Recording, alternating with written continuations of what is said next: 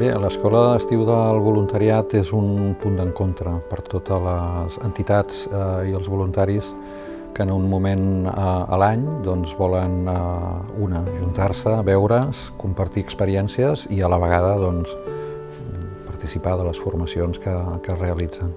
I hem triat un espai com aquest, la universitat, perquè alhora també ens interessa que el voluntariat es faci molt i cada cop més visible i arribi a la ciutadania.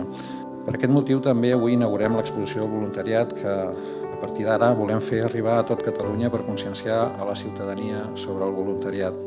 I jo ara li passo la paraula i presento la nostra conferenciant, que és la Noemí Fuster, de l'entitat Bon Dia Món. Vam començar amb Àfrica Stop Malària com a petita entitat i quan vam conèixer altres petites entitats com nosaltres, que estaven treballant al terreny, ens vam donar compte que hi havia una manca de comunicació. I al llarg d'aquest temps he après dues coses. Una, que sempre estem comunicant. I la segona és que el que no es veu no existeix. I d'aquesta necessitat va sorgir Bon Dia Món, primer com un canal de YouTube i després ja vam passar al format documental i el més important, a fomentar la proactivitat, portant molts dels nostres subscriptors a països on calien tasques de cooperació.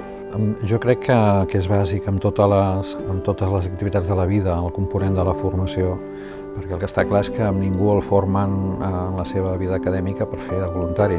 El voluntari és algú que està valorant per sobre de tot, a part del que pugui entregar als altres, també el que s'està enriquint personalment a nivell de formació, amb la qual cosa una escola és fonamental. En el taller Jugant la gent s'entén el que hem tractat és de transitar per diferents recursos que fossin molt útils a l'hora de portar a terme la nostra tasca del dia a dia i també com diferents recursos ens poden ajudar en diferents moments a compartir informacions, a trencar una mica el gel, fins i tot a resoldre conflictes.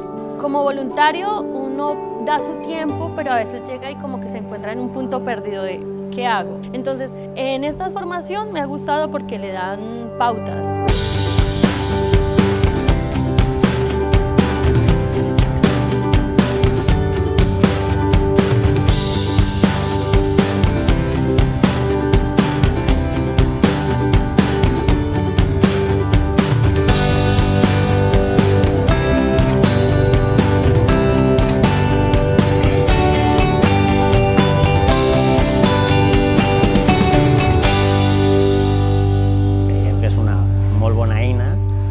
Sempre dona molts recursos per fer millor la seva tasca i nosaltres mateixos segur que repetirem perquè l'experiència ha estat molt positiva.